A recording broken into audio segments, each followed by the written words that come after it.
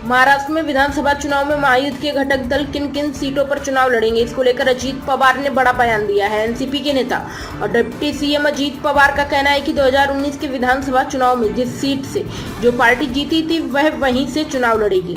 अजीत पवार ने नासिक जिले के दौरे पर शुक्रवार को कहा कि यह तय किया गया है कि 2019 के विधानसभा चुनाव में जो पार्टी जिस सीट को जीती थी वह उस पर चुनाव लड़ेगी। हालांकि पार्टियां उम्मीदवारों पर फैसला कर सकती है।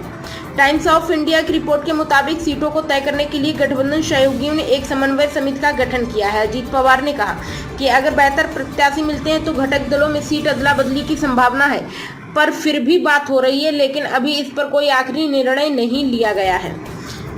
बीजेपी के हिंदुत्व के एजेंडे पर फोकस करने के मुद्दे पर जब पूछा गया तो अजीत पवार ने कहा कि पार्टियों की अपनी विचारधारा हो सकती है, लेकिन गठबंधन की प्राथमिकता विकास है।